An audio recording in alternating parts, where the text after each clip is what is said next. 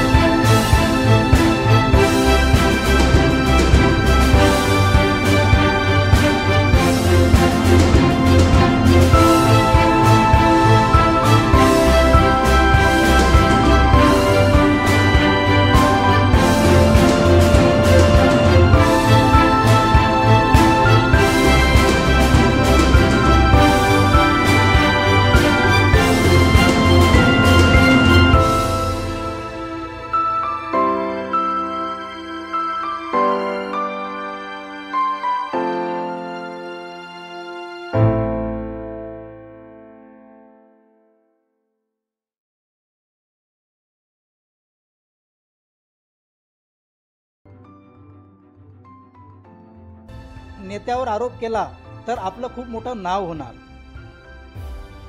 पण त्या भोकण टिकल्याला मला हे सांगायचं आहे का ज्यांनी त्यांनी आरोप केला साहेबाकडे, ह्या खसाळ्या गावचे खुमानरावजी बावनकुळे साहेबाचे आजोबा हे पाटील होते। 150 ते 200 एकर जमीन होती त्यांच्याकडे, 9 घरं होते। बावनकुळे साहेब आजोबाचे लाडाचे होते, काऊन की ते मोठे होते सगळ्यात। आणि कॉलेजमध्ये आज 85च्या 90च्या काळामध्ये कॉलेजमध्ये असताना बावनकुळे साहेब त्यांच्याकडे तेव्हा बुलेट गाडी होती। त्या काळामध्ये बुलेट गाडी, त्या काळामध्ये त्याच्याकडे कार होती, तर ते किती श्रीमंत लोक होते। नागपूर जिल्ह्यामध्ये महाराष्ट्रातल्या विद्यमान विधायक आमदार यांनी महसूल मंत्री म्हणून आज गेल्या 4 ते 6 महिन्यामध्ये महाराष्ट्रातला महसूल विभाग वापरलाय। पालकमंत्रीचे दायित्व असो, या अगोदर बी त्यांनी ऊर्जा विभाग आणि पालकमंत्रीचे दायित्व एक चांगल्या पद्धतीने सांभाळलं। वारंवार काही असमाज तत्वाचे लोक माननीय लोकनेता चंद्रशेखर बावनकुळे साहेबांना आरोप लावतात। आजच एक नवीन प्रकरणाच्या माध्यमातून महादुल्याचे काही लोक जे साहेबांना वारंवार आपल्या TRP साठी चमकण्यासाठी वारंवार साहेबांना आरोप लावतात।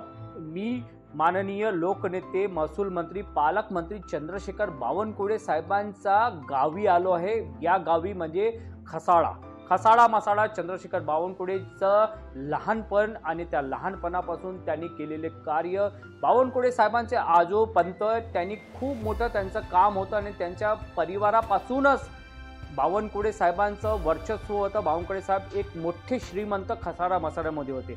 माझ्याबरोबर कवठाचे पंचायत समिती प्रमुख धनंजय इंगोले साहेब आहे। त्यांनी या बावनकुळे साहेबांनी एका लहानपणापासून पाहिलं, त्यांच्या लहानपणापासूनचं वर्चस्व पाहिलं। ज्या लोकांनी बावनकुळे साहेबांना आरोप केला त्याच्यावर उत्तर देण्यासाठी मी आज कवठा पंचायत समितीचे प्रमुख धनंजय इंगोले साहेबांबरोबर आहोत। धनंजय इंगोले साहेब, तुमचं स्वागत आहे आमच्या चॅनल माध्यम। आज काही लोकांनी ज्या माध्यमातून फक्त चमकणं, बावनकुळे साहेबांना टार्गेट करणं, वारंवार बावनकुळे साहेबांचं नाव घेऊन आपल्याला चमकणं, आज बावनकुळे साहेबावर एक काही टिप्पण्या केल्या आहे। वारंवार टिप्पण्या करता चॅनलच्या माध्यमातून आज आपण बावनकुळे साहेबाच्या गावी आहे। बावनकुळे साहेबांना आपण लहानपणापासून तर आतापर्यंत पाहिलं, आज या टिप्पण्याच्या माध्यमातून काय म्हणणार? नमस्कार, मी धनंजय इंगोले, पंचायत समिती प्रमुख कवठा आणि खसाळाचा रहिवासी। माझी मिसेस खसाळ्याच्या सरपंच आहे।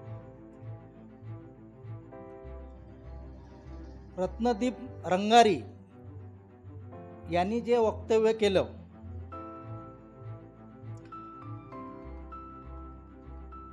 त्यांच्या आधी संपूर्णपणे माहिती करून घ्यायला पाहिजे होती, त्याच्यानंतर हे वक्तव्य त्यांनी करायला पाहिजे नव्हतं। ह्या त्यांच्या राजकारणाचा स्टंट आहे। आणि बावनकुळे साहेब एक मोठे नेते आहे। महाराष्ट्राचे लोकनेते आहे ते आज. आणि ज्या पद्धतीचं त्यांचं काम आहे, तर अशा मोठ्या नेत्यावर काही आरोप करून, आणि तोच त्यांचा स्टंट आहे का आपण या नेत्यावर आरोप केला तर आपलं खूप मोठं नाव होणार. पण त्या भोकण टिकल्याला मला हे सांगायचं आहे का त्यांनी आरोप केला साहेबाकडे, ह्या खसाळ्या गावचे खुमानरावजी बावनकुळे साहेबाचे आजोबा हे पाटील होते. 150 ते 200 एकर जमीन होती त्यांच्याकडे, 9 घरं होते. बावनकुळे साहेब आजोबाचे लाडाचे होते, काऊन की ते मोठे होते सगळ्यात. आणि कॉलेजमध्ये आज 85च्या 90च्या काळामध्ये कॉलेजमध्ये असताना बावनकुळे साहेब त्यांच्याकडे तेव्हा बुलेट गाडी होती. त्या काळामध्ये बुलेट गाडी, त्या काळामध्ये त्याच्याकडे कार होती, तर ते किती श्रीमंत लोक होते. आणि जेव्हा त्यांची खसाळ्या गावाचं पुनर्वसन झालं तर संपूर्ण जमीन त्या पुनर्वसनमध्ये गेली, कोराडी. आणि तेव्हा त्यांना जो अवॉर्ड मिळाला, तेव्हा त्याच्यामधले जे पैसा मोबदला मिळाला ते त्यांनी बघून घ्यावं का किती मिळाले यांना. आणि जेव्हा साहेब जिल्हा परिषदचा फॉर्म भरला तर तेव्हा त्यांनी आपली संपत्ती किती आहे ह्या फॉर्ममध्ये दाखल केला आहे. तर त्या काळामध्ये त्यांच्याकडे एवढी संपत्ती होती.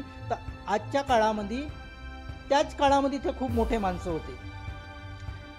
त्याच्यामध्ये त्यांचे वडील कृष्णरावजी बावनकुळे हे गावकऱ्यांना, गावातल्या मुलांना, आपल्या गावचे मुलं कसे घडले पाहिजे, तर ते त्या काळचे शिक्षित व्यक्ती होते.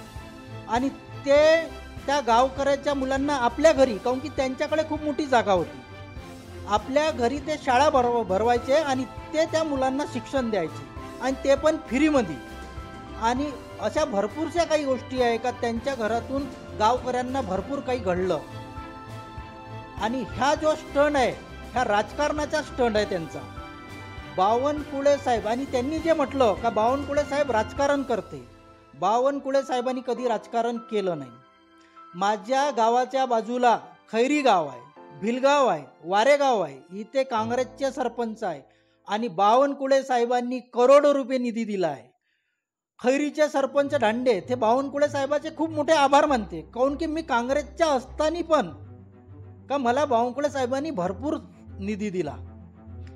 आणि हे रंगारी जिनं वक्तव्य केलं, यांनी पूर्ण तपास खसाळ्या गावामध्ये येऊन करून घ्यावा का त्यांच्या खुमानरावजी बावनकुळे यांचा सातबारा किती एकराचा होता, तर त्यांना माहिती पडत का बावनकुळे साहेब एक खूप मोठ्या परिवारातले आणि धनाढ्य परिवारातले होते.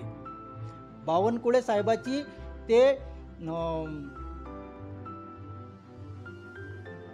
म्हणजे एक का मी ऑटो चालवतो. मी धनंजयजी तुम्हाला थोडंसं एका मिनटात, बावनकुळे साहेबावर एक खालच्या टिप्पणी घेतली. बावनकुळे साहेब एक ऑटो चालकांनी एवढी संपत्ती, बावनकुळे साहेबांनी आपला मोठा अभिमान दाखवून त्यांनी एक ऑटोचा एक चालक म्हणून आपलं काम केलं. जेव्हा बावनकुळे साहेबांना अभिमान होता, बावनकुळे साहेबांनी आपल्या परिवाराला आपला त्रास न देता एक ऑटो चालकाची साहेब. धनंजयजी, मी हा विचार करतो की असं व्यक्तिमत्व जे आता तुम्ही ज्या रंगारींची गोष्ट केली, त्यांनी का असं वाटतं की दिमाग सटकला आहे म्हणून असून बावनकुळे साहेबांचे पालकमंत्री जे गार्जन यांच्याबद्दल असं बोलणं कितीपर्यंत तुम्हाला वाटतं? बावनकुळे साहेबावर त्यांनी टिप्पणी केली का ऑटो चालवला, तो त्यांचा मोठेपणा आहे.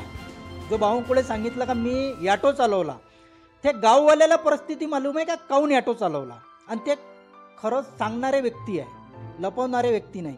आणि यांची सत्ता गेली, रंगारीची सत्ता गेली, पागल झाले. आणि त्या पागल झाल्याने सत्ता कुठेच राहिली नाही यांची, खाली पण ना राहिली, ना नागपुरात राहिली, ना महाराष्ट्रात राहिली, ना केंद्रात राहिली, ना स्वतः त्यांच्या गावामध्ये राहिली. तर हे पागल झाले. ह्या बावनकुळे साहेबाला आपण कसं बदनाम करायचं? जोपर्यंत बावनकुळे साहेबाला बदनाम करून नाही आणि बावनकुळे साहेबाला आपण कमी करण्याचा प्रयत्न करणार नाही, तोपर्यंत आपला राज येऊ शकत नाही.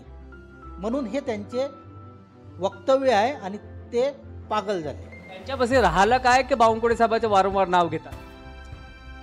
बावनकुळे साहेबाचं वारंवार नाव घेण्याचं कारण म्हणजे बावनकुळे साहेब आज किती मोठे नेते झाले. आज महाराष्ट्राचं प्रदेशाध्यक्ष पद कोणत्या तरीकेने त्यांनी भूषवलं हे संपूर्ण महाराष्ट्रानं बघितलं. आणि प्रदेशाध्यक्ष पद कसं गाजवायचं हे त्यांना शिकून दिलं बाकीच्या नेत्यांना. पायाला भिंगरी लावत असा एकही तालुका आणि एकही गाव आणि एकही जिल्हा आणि संपूर्ण महाराष्ट्र कानाकोपऱ्यापर्यंत ते पोहोचले, पिंजून काढले. आज बावनकुळे साहेबाचं नाव महाराष्ट्राच्या लहान लेकरूपासून 5 वर्षाचं असन किंवा त्याच्यापेक्षा कमी वयाच्या पोराच्या होटावर बावनकुळे साहेबाचं नाव आहे.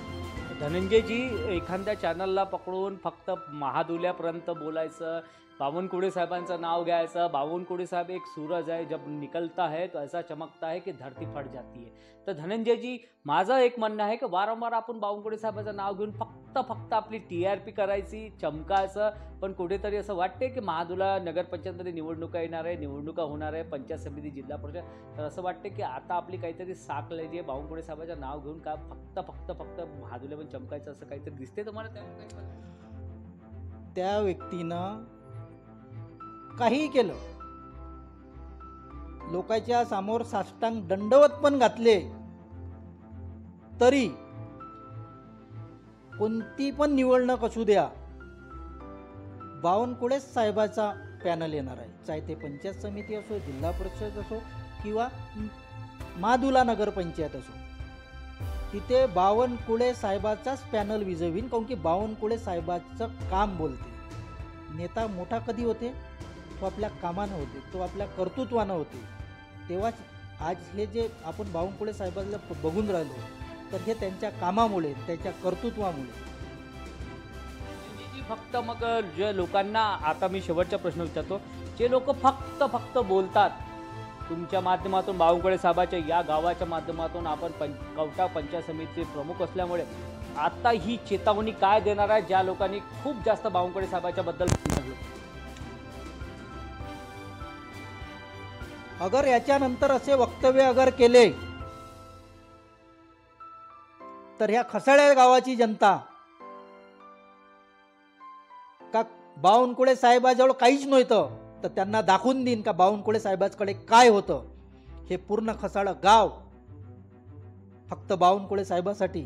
ह्या गावचा मुलगा आहे, इथे जन्म झाला आणि जन्म अशा घरी झाला का इथे मोठं घराणं, त्या घराण्याचं नाव होतं इथे.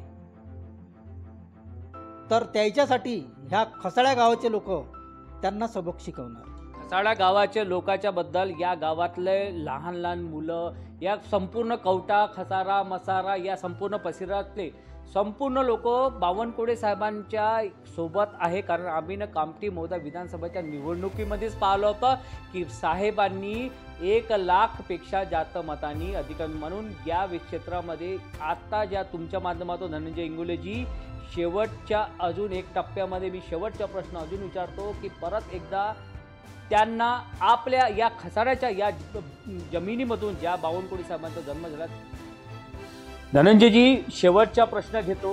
बावनकुळे साहेबांच्या या जन्मस्थानी खसारा गावामध्ये आहोत आपण, कवठा पंचायत समितीचे प्रमुख आहात. शेवटच्या ज्या लोकांनी आज बावनकुळे साहेबांवर टिप्पणी केली त्यांनी आपल्यावर, स्वतःवर कशा पद्धतीचं बघलं पाहिजे, आपली शेवटची या गावातून, बावनकुळे साहेबांच्या गावातून काय चेतावणी? आता आमच्या गावाचं, खसाळा गावाचं एक सहनशीलतेचं प्रमाण हे खतम झालं का. वारंवार मादुल्याचे रंगारीजी हे वारंवार बावनकुळे साहेबावर किचड उचलतात. हे आता आम्ही सहन करणार नाही. आणि त्यांना अगर समजा याच्यानंतर काही असं कृत्य केलं तर त्यांना आम्ही चांगल्या तऱ्हेनं सबक शिकू. हे आमच्या खसाळ्या गावकऱ्याकडून आव्हान आहे. धन्यवाद धनंजयजी, आपण माझ्या चॅनलशी बोलला. आपण आपल्या या बावनकुळे आमचे लोकनेता, महसूल मंत्री आणि पालकमंत्र्यांच्या बद्दल जे टिप्पणी केली त्यावर आपण आज पूर्ण बावनकुळे साहेबाच्या गावी आपण पूर्ण साहेबांचा तो जो परिवार आहे, साहेबांचा परिवार किती मोठा होता, आपण त्यावर संक्षिप्त रूपावर आपण माझ्या चॅनलच्या माध्यमातून बोललो. त्यासाठी आपलं खूप खूप धन्यवाद. धन्यवाद. तर हे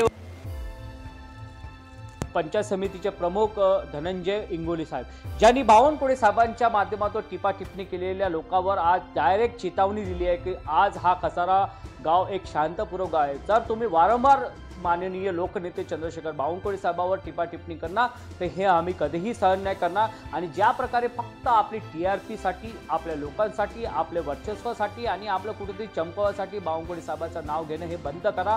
कारण बावनकुळे साहेबांचं परिवार घराणं या खसाऱ्यामध्ये एक मोठं घराणं होतं आणि त्या घराण्याच्या माध्यमातून बावनकुळे साहेबांच्या एक खूप मोठं नाव होतं. आणि बावनकुळे साहेबांचे आजोबा असो, त्यांचे वडील असो, त्यांची आई असो, त्यांचे काका असो या त्यांचे भाऊ असो, बावनकुळे साहेबांनी सदैव त्यांच्या माध्यमातून एक मोठा परिवार या खसाऱ्यामधून त्यांचा जन्म झाला. आणि त्या खसारा गावामध्ये मी धनंजय इंगोले साहेबांच्या आज मी प्रतिज्ञा घेतली. आणि धनंजय इंगोले साहेबांनी डायरेक्ट आपल्या चेतावणी दिली, तुम्ही समजून घ्या, जर समजलं नाही तर आम्हाला समजवायचा वेगळा तरीका आहे.